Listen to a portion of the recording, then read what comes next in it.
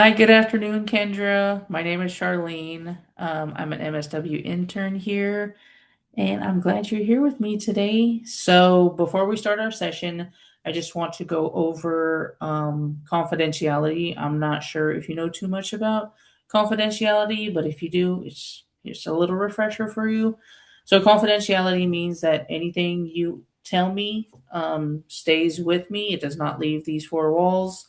But with me being a mandated reporter, there are three exceptions to me breaking confidentiality, which would be reported harm to self, harm to others, or current or historical trauma. Does that make sense? Yes, ma'am. I understand. Okay. So I also want to emphasize, Kendra, that I'm not here to judge you.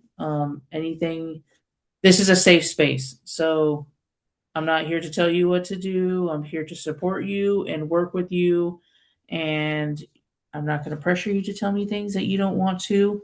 Once again, this is a safe space, and we can work at your own pace, whatever feels comfortable for you. Sounds good?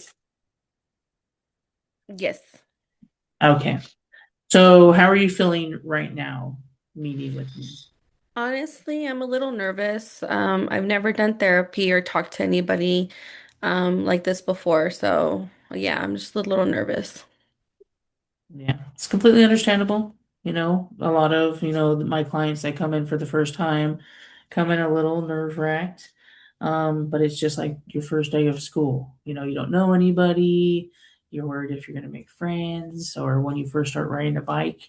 But, once again, I'm here to work with you. I really appreciate you being open and, honest about how you're feeling. And it just shows a lot of courage for you showing up, even though you knew it was going to feel a little uneasy.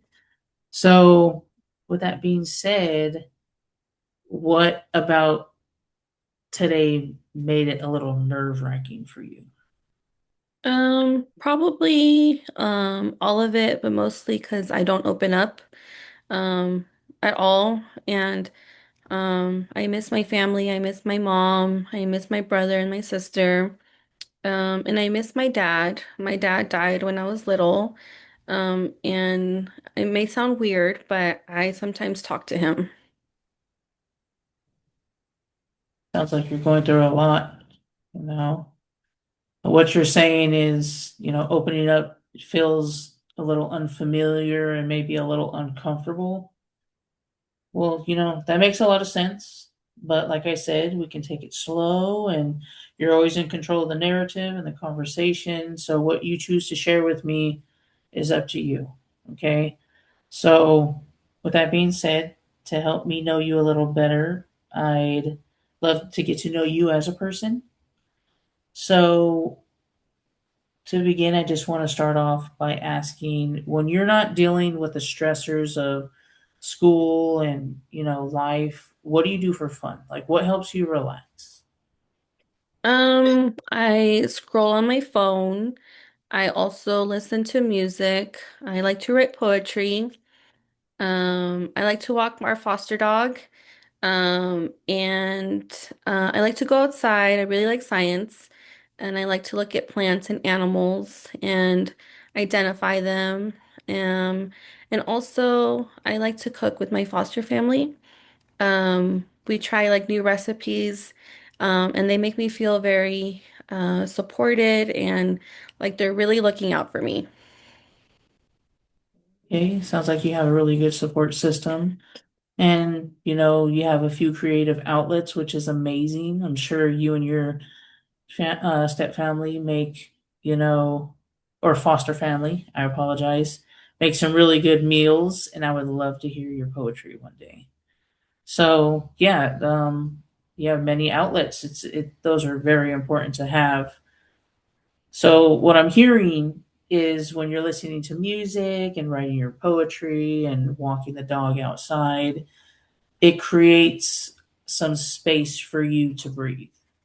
So when you're doing those things, do you notice that your thoughts slow down or you feel different in any way? Yeah, like my brain feels like a little bit quieter. And I guess like I'm more present in the moment and I don't think or worry about what's next or something like that. Yeah, so those moments when you're doing, those activities, it allows you to have a break from the noise inside your head. Um, that sounds really, important, especially when life gets overwhelming. It just feels like chaos in your head and hard for you to think. So, taking the time to do those activities is very beneficial. And it also tells me that you've already created some healthy ways of coping, even though things still feel hard at times. So, like, how's school been going for you? School's okay. It's a little stressful. I'm trying to bring my grades up. I have a 3.0 GPA and I want to bring it up so I can go to a good college. Oh, that's amazing. You're working towards your goals and, thinking about your future, even while, balancing all the stressors that life is throwing at you. That shows a lot of determination, responsibility and resilience. So you should, give yourself a pat on the back. Um, what do you think helps you stay motivated with school when things get tough? Um, my family, I don't want to mess up my life and I want to be able to take care of them. I want to be a lawyer one day. Awesome. A lawyer. Well, you are going to be a lawyer. Let's put that out there. And just by you telling me, I could just hear how much your future and your family means to you. And it's so inspiring. That kind of motivation and hope is a real strength to have. And you should acknowledge that, especially with everything you've been dealing with. But I am curious, like, from your point of view, what made you feel like today was the day that you wanted to come in and seek therapy? Honestly, my foster care worker thought I should come. I've been really sad and stressed out, and I'm trying to just get better. Yeah. So pretty much like it sounds like you noticed that things have been getting heavier emotionally and you wanted support before it became too overbearing. That shows a lot of self-awareness and that too is a skill. But when you say like you want to feel better, what would that look like in your everyday life? Like, what Um, would be different if therapy was helping? Probably not crying all the time. Sometimes I don't know why I'm crying. I get really overwhelmed. I don't want to get out of bed, and I'm just so tired and just emotionally, I want to be okay so I can see my family again. So feeling better pretty much means like having more energy, like, and allowing that emotional burden to lighten up and pretty much like feeling more stable inside. Um, that sounds like something we both can work on together. Like I said in the beginning, I'm here to support you. And I know right now it may seem like unobtainable. It's going to be a journey, but yeah, I'm here for you. So you mentioned earlier that sometimes you talk to your dad. Um, would you feel comfortable sharing a little more about that relationship and what it means to you? Yeah, I feel like he's watching over me. And sometimes it makes me feel safe because like I feel like I'm being comforted. But it also makes me feel sad because I miss him a lot and I wish things were different. And I guess it just reminds me that like I'm in this situation, away from my family and I miss my dad and stuff. So Sounds like your dad is still like a really important part of your life, even though he's not, physically here. Talking to him gives you, from what you're telling me, gives you a sense of comfort and makes you feel connected to him still. But at the same time, it brings you a lot of sadness too. So it's like a balance. Um, but yeah, carrying both of those things, those feelings, I'm sure can be very heavy. So when you feel that sadness about your dad, what do you usually do to cope with? I cry a lot and I lie in bed, and I listen to music and I just try to shut like my brain off, you know? Yeah. So you just allow yourself to feel it and ride through the wave of emotions, and you use music to assist you with that. And yeah, that shows that you're already trying to take care of yourself in the best way that you know how.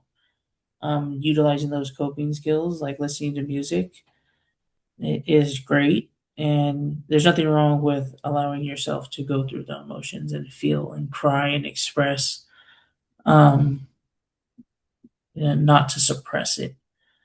But I also want to check in about your emotions in general. Like when you say you get overwhelmed, what does that usually look like for you? It usually looks like I cry a lot and I don't want to get out of bed and I don't want to do anything and I have no energy and um I just miss my brother and my sister. They're living with my aunt and I just want us to be together again. You're dealing with a lot of loss and separation, and I'm sure it's incredibly hard, missing your siblings and your dad and your mom, not being able to be with them sounds, extremely painful. And it makes sense why those feelings come in waves. So when you think about being separated from them, what would you say you miss the most? Just being like together as a family and talking and laughing and just feeling like a family, you know? So it's not just about missing them individually, but missing them as a sense of togetherness and belonging, like a unit. Yes. That's such a deep and human need that we all need that. So yeah, I appreciate you being open. Like I said, you're dealing with a lot, and your emotions are valid, and it's great that you're creating and utilizing those coping skills. But before we wrap up today, I just want to take a minute and reflect on what you've told me so far. So you came in feeling a little nervous, but you're open to getting support, which is great. I'm happy to have you here today. You said that you care a lot about your future, your family, and your emotional health. Um, you're balancing dealing with grief, separation, and stress, and you want to lighten that load. Be more motivated and feel more like yourself again. Did I? That pretty much sums it up. Did I get that correctly? Yes, ma'am. I just, Kendra, I just want to thank you for trusting me with your story. I know it's can be hard opening up to a complete stranger, but hopefully with during our sessions we won't be strangers anymore. We can get to know each other. You showed a lot of courage, opening up, and just showing up today, even though it was a little uncomfortable. And in our next sessions, I um, hope we can work on building, tools that can help you manage your stress, process your feelings, like emotional regulation, and strengthen the coping skills that you already have, which they sound great. You know, you have a lot of amazing coping skills, and we'll just take it one step at a time together. And before we end today, is there anything else you would like to cover, get to know, or what we can focus on next time? I think I just want to talk about more of like being separated from my family and how that's been really hard. And school has been hard too. It's hard for me to focus. So, maybe like trying to understand why that is. I also, like I said, I really miss my dad. So, um, sometimes I don't know how to deal with that. And just, I think, um, talking would maybe help. So I'm just hoping that we can do that. I hear you. I know you're going through a lot, but Kendra, we can get through this. And I look forward to meeting with you in the future. And you take care, okay? Thank you. Bye. Bye.